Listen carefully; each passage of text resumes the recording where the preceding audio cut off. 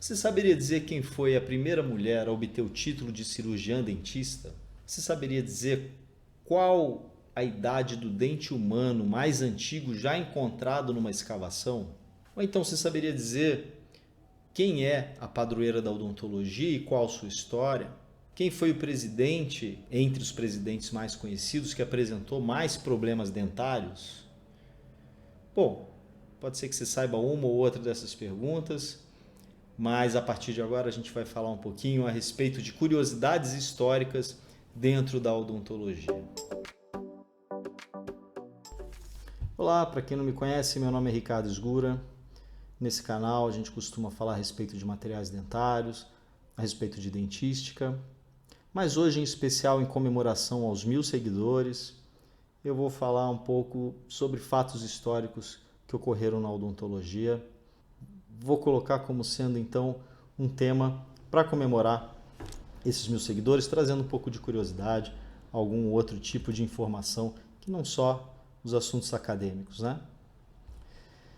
Então, em primeiro lugar, quem foi a primeira mulher a receber o título de cirurgiã dentista, né? Esse é o primeiro fato histórico que eu trago. Infelizmente, no início das faculdades, né, século XVII, XVIII, XIX, a gente tinha uma limitação muito grande das mulheres em relação aos assentos nas salas de aula, ou seja, não se aceitavam mulheres nas universidades, nas faculdades, com exceção de algumas poucas faculdades como Genebra e Zurique, que sustentavam aí, que aceitavam as mulheres para alguns cursos de licenciatura, mas se a gente pensar principalmente na nossa área, né, na odontologia, não eram aceitas mulheres durante alguns séculos, né? Infelizmente. Uma coisa muito triste, até porque é algo muito recente. Considero ainda recente, até século XVIII e XIX.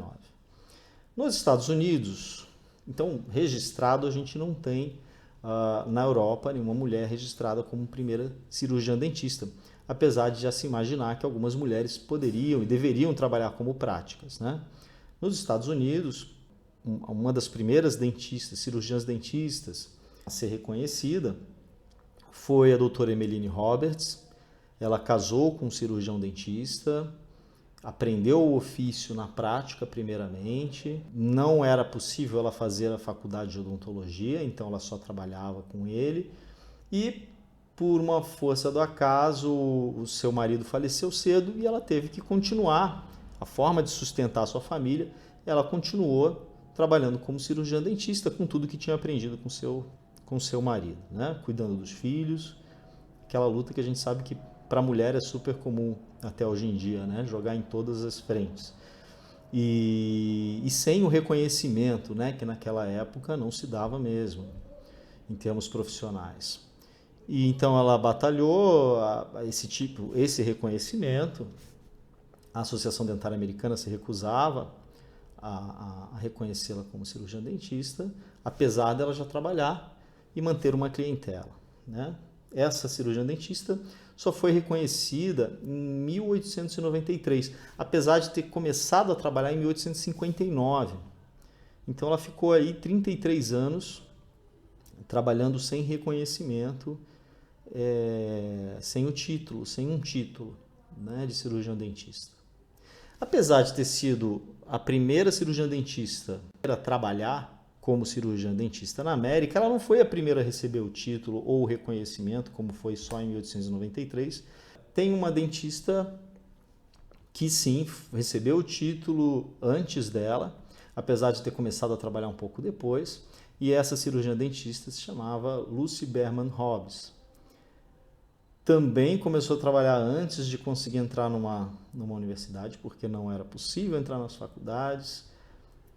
Brigou durante muitos anos, até que uma sociedade de dentistas de Iowa, que era a cidade em que ela trabalhava, a delegação de Iowa brigou com a Associação Dentária Americana, dizendo que iria se separar, a delegação inteira iria se separar da Associação Dentária Americana caso não aceitassem a Lucy numa universidade. Então eles aceitaram em 1865 e um ano depois, em 1866, ela recebeu o título de cirurgiã dentista depois de toda essa batalha para conseguir cursar a universidade, apesar de ela já trabalhar na área anteriormente, né? Então essa daqui é a doutora Lucy, numa foto no ano em que ela conseguiu o título de cirurgiã dentista. E aqui ela trabalhando no seu consultório. Segundo fato histórico. Vamos lá.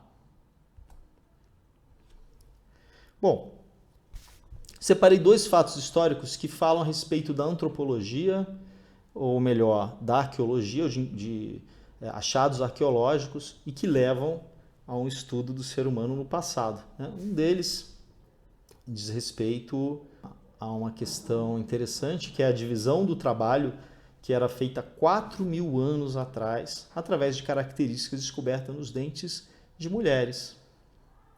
Então, 4.000 anos atrás, a gente está falando do início da história, né? E uma escavação feita na Espanha, em Granada, foi observado um desgaste na região cervical dos dentes femininos, dos dentes das mulheres. Então, a partir dessa descoberta, esse desgaste acentuado na região cervical, foi possível saber que naquela época, muito tempo atrás, havia uma divisão de funções entre homens e mulheres e que as mulheres trabalhavam trançando fios, cordas e que aquilo, como era apoiado nos dentes, à medida que as mulheres iam trabalhando, aquilo levou a um desgaste na região cervical dos dentes, ajudando então no estudo antropológico. Essa foi uma descoberta recente, né, e que mostra o quanto é importante o conhecimento da odontologia legal, a odontologia legal que também entra junto com a arqueologia, né, quando a gente faz estudos do comportamento humano no passado e estudos de datação de crânios, etc. e tal. Terceiro fato histórico. Sim, a gente consegue imaginar qual o dente mais antigo encontrado em escavação arqueológica? Bom, o dente mais antigo, ele foi encontrado no sudoeste da França, em 2015, de uma região chamada Tautavel, e esse dente datava de aproximadamente 560 mil anos. Um pré-molar inferior, se a gente observar o formatinho dele aqui, dá para ver que era gasto para dedéu, né, na sua superfície oclusal. Mas é claro que o ser humano da época também tinha uma alimentação completamente diferente. Quarto fato. Bom, são muitas as narrativas a respeito de dentes usados como joias, né, ou então de adornos no próprio dente. Os maias usavam vários tipos de adorno nos dentes, faziam orifícios nos dentes para colocar joias, né? Mas uma descoberta que também é interessante porque é bastante antiga, diz respeito a dentes extraídos e que eram usados também com um aspecto, vamos dizer assim, estético. Foi encontrado numa escavação na Turquia, dentes datando de 8.500 anos, pré-história, e esses dentes humanos apresentavam orifícios. E esses orifícios indicam, até por conta de que foram achados próximos de outros elementos, que os dentes eram usados como adornos em correntes, pulseiras, colares, misturado com outros ossos, outras peças. Então, interessante aqui 2 coisas. Uma, se você se acha extremamente modernoso porque pega o dentinho do siso e coloca num colarzinho, saiba que isso está sendo feito há 8.500 anos pelo ser humano, enquanto a gente está voltado para essa questão estética há tanto tempo, né? Muito interessante também. Um quinto fator histórico, o primeiro implante. Isso aqui eu trago muito nas aulas. Tem uma aula de materiais dentários em que eu falo a respeito dos materiais para implante. E trago sempre isso daqui, que é o primeiro implante endósseo ou endosteal, feito, no caso, em mandíbula, né, que data de 600 anos depois de Cristo, encontrado na Praia dos Mortos, em Honduras, um pedaço de mandíbula, um fragmento de mandíbula de uma população maia. E se a gente observar, na região dos dentes incisivos, nós temos dentes que não são dentes, né? São conchas. São conchinhas que foram adaptadas ao alvéolo ósseo, né, de alguém que perdeu os dentes por algum motivo, né? Sabe-se lá qual. Logo de início, alguns pesquisadores sugeriram que essas conchas teriam sido colocadas lá depois. Falaram, não, vocês acharam a mandíbula e que alguém foi lá e colocou uma concha. Mas um professor Amadeu Bobio, aqui de São Paulo, especialista em implantodontia, ele avaliou radiograficamente a mandíbula e ele percebeu que havia neoformação óssea, havia formação de osso no entorno dessas conchas, revelando que as conchas foram colocadas ali em vida ainda. Então a pessoa colocou e deu certo. Foi um implante feito de concha, um implante endósseo aloplásico, né? Ou seja, de um material que não é um material do ser humano, não é um material biológico, né? Colocado então na mandíbula. Muito interessante. Isso aqui é muito legal, como o implante mais antigo que a gente tem conhecimento. O sexto fato histórico. Bom, muitos sabem, nem todo mundo sabe, mas a santa padroeira da odontologia é Santa Polônia. A sua data de comemoração é em 9 de fevereiro. E os santos, a gente sempre fica na dúvida do seu registro, né, histórico, se houve ou não. A prova histórica da existência da nossa santa padroeira, ela está nas cartas que foram enviadas do bispo de Alexandria para o bispo de Antioquia. O bispo de Alexandria era o padre Dionísio, para o padre Fábio de Antioquia. Numa época de perseguição aos cristãos, então durante o século III. E a história da Polônia é de que ela, como muitos dos mártires, né, e santos depois viraram santos, a sua fé foi colocada à prova. Eles alegaram que ela deveria desistir de seguir a fé cristã, porque não ela seria presa e queimada viva, né? E nisso o Dionísio, né, padre, conta, né, na carta que ela se negou a negar a fé cristã, foi amarrada, quebraram seus dentes. Alguns dizem que também foram arrancados, mas originalmente foram quebrados seus dentes, como uma forma de tortura, e em determinado momento ela pediu que a soltassem, pois ela queria rezar dentro da sua fé. Soltaram ela como quase um último pedido, e então a Santa Polônia caminhou ela sozinha em direção à fogueira, não deixou que a jogassem lá, ela mesma foi em direção à fogueira, morrendo então queimada, e pelo fato de terem quebrado seus dentes, ficou sendo padroeira da odontologia. Claro que na lenda, né, falam inclusive, na lenda que eu digo, na conversa popular, de que ao entrar na fogueira, ela havia dito que todos aqueles que sofressem de dores de dente chamassem pelo nome dela, ela iria ajudá-los. Sétimo fato histórico. Quem foi o presidente com o maior número de problemas dentais? Olha, difícil saber também, até porque a gente não tem acesso à história de todos os presidentes, líderes, reis de toda a humanidade, saber como é que era a questão da saúde bucal de cada um deles. Mas George Washington, dentro do meio odontológico, é bem famoso, porque ele é bastante usado como exemplo, principalmente nas aulas de prótese, porque ele usou muitas próteses diferentes, de materiais diferentes, tinha acesso aos melhores cirurgiões dentistas da época. E como é de uma história um pouco mais recente, razoavelmente, né, a gente ainda tem alguns relatos, né, e algumas fotos, pinturas feitas como fotografias dele, revelam coisas interessantes. Por exemplo, nessa figura em que ele foi desenhada enquanto ele tinha 47, por volta de 47 anos.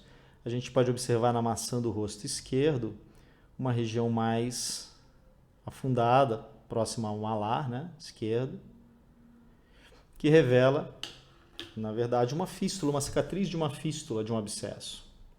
E é relatado, sim, tanto até mesmo por historiadores, até mesmo por parte da esposa dele, os historiadores revelam que ela mesma falava que ele tinha muitos problemas dentários, frequentes, né? E à medida que que os anos foram se passando, ele foi perdendo cada vez mais dentes, até a necessidade de usar prótese. Quando foi fazer esse retrato, o pintor pediu que ele colocasse algodão na boca para dar um enchimento, porque senão o lábio ficava muito murcho, muito para dentro, né? Então ele fez, esse é um famoso retrato em que se sabe que foi feito dessa forma. Inclusive alguns até criticaram, falando que ele ficou com uma cara de vovó, né? Porque ficou meio bochechudinho com o algodão por dentro da boca. Oitava curiosidade histórica, descoberta da anestesia. Bom, todo mundo sabe que a anestesia foi descoberta por um dentista. A diferença é que existem duas frentes, e as duas falam a respeito de dentistas diferentes. Um fala que quem descobriu foi um dentista chamado Horace Wells, e a outra frente fala a respeito de Thomas Green Morton como o descobridor da anestesia. Então, vou contar um pouco essa história porque é interessante. Desde antes de 1800 já haviam alguns químicos estudando produtos com potencial anestésico. Havia um químico, bem nos anos 1800, um químico inglês que desenvolveu bastante o estudo dele baseado no óxido nitroso como uma substância anestésica. Porém, ele ressaltou que num primeiro momento essa substância traz uma excitação, ela faz com que a pessoa fique agitada e só depois, então, aquilo vai gerando sedação e inconsciência no paciente. E o pessoal parecia estar mais empolgado, mais ligado na questão da empolgação e da excitação causada de início pelo óxido nitroso. Então, alguns médicos faziam demonstrações desse efeito, né? Inclusive, depois de um tempo, até alguns atores vestidos de médico, eles passavam pela cidade fazendo demonstrações do óxido nitroso. Mas sempre dando a ênfase o quê? No efeito excitatório da droga. Né? Se reuniam vários estudantes, às vezes até estudantes de medicina marcavam de fazer isso para ficar testando, vamos dizer assim, né, entre aspas, a droga, para testar esse efeito inicial da droga, esse efeito estimulante. E depois a própria população também era chamada a testar, né? Então tem várias descrições nesse sentido. E numa dessas vezes em que estava se testando, que se chamavam voluntários para se testar o óxido nitroso, um voluntário foi lá e, após fazer o uso do óxido nitroso, ele sofreu uma queda que levou a um problema na tíbia. Alguns falam que teve uma fratura exposta. Existem relatos diferentes do que exatamente aconteceu, mas o que a literatura coloca em acordo é que foi um acidente grave na perna que atingiu a tíbia desse voluntário que testou o óxido nitroso, e ele caiu de uma altura, de um palanque, de algum tablado, e depois ele andou normalmente, assim, sem demonstrar dor, e foi até uma cadeira e se sentou. Então, isso foi observado pelo Horace Wells, que era um dentista, e que ao observar isso, chamou um médico colega dele e pediu que levasse a substância para ele testar, o óxido nitroso para ele testar, fazer uso nos seus pacientes. Então ele fez uso nos pacientes dele com sucesso, fazendo exodontias, né, as extrações, remoção de alguns dentes. Começou a usar durante um tempo e já achou que estaria pronto para fazer uma demonstração pública desse tipo de anestesia. Então, ele fez uma exposição no Massachusetts General Hospital em 1845. Porém, durante essa exposição da anestesia, ele tirou um pouco antes o óxido nitroso e o paciente ele ia demonstrar através de uma cirurgia de exodontia, né? E o paciente teve alguma reação, falou alguma coisa ou emitiu um grunhido, alguma coisa, mas momentâneo, né? Bem momentâneo. E depois ele continuou fazendo a cirurgia normalmente. O paciente terminou, o paciente falou que não sentiu absolutamente nada depois, mas o fato do paciente ter se queixado ou ter feito algum movimento durante a cirurgia fez com que os médicos que estavam ali avaliando não considerassem válido essa demonstração e enxotaram a Horace Wells, falando que não aceitariam, né, essa demonstração como uma prova do uso do óxido nitroso. Então não foi aceito de primeira. O Horace Wells voltou a fazer suas cirurgias em âmbito de consultório, usando o óxido nitroso com sucesso durante muito tempo.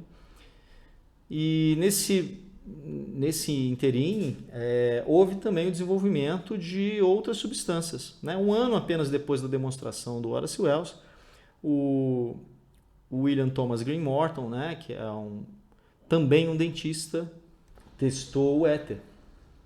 Por conselho de um outro profissional conhecido dele, ele testou o éter como uma possibilidade de uso na área médica, né, como anestésico. E a sua demonstração foi muito bem sucedida, né? Também para o grupo de médicos e documentado, etc. e tal. Então isso gerou uma briga muito grande, que durou anos, entre quem teria sido o descobridor da anestesia. Mas se a gente jogar lá a informação no Google, provavelmente vai aparecer o William Thomas Green Morton como sendo esse descobridor da anestesia. Apesar da gente ter ali os méritos para o Green Morton, houve um reconhecimento da Associação Dentária Americana em 1864 para o Horace Wells como o verdadeiro descobridor, e a Associação Médica Americana também reconheceu os esforços dele nesse sentido em 1870. Bom, um pouco tarde demais, porque Horace Wells já tinha cometido suicídio, até mesmo em função desse desapontamento que ele teve em relação a essa briga, né? Então é uma briga que dentro da faculdade de odontologia a gente discute, a gente puxa mais a sardinha às vezes para o Horace Wells, mas sabe que foi uma descoberta independente do óxido nitroso ou do éter, uma descoberta feita por um cirurgião dentista. Nada mais justo, né? Já que a gente tem tantos procedimentos invasivos e dolorosos também. Ok? Era isso, foram essas as curiosidades históricas que eu trouxe a respeito da odontologia.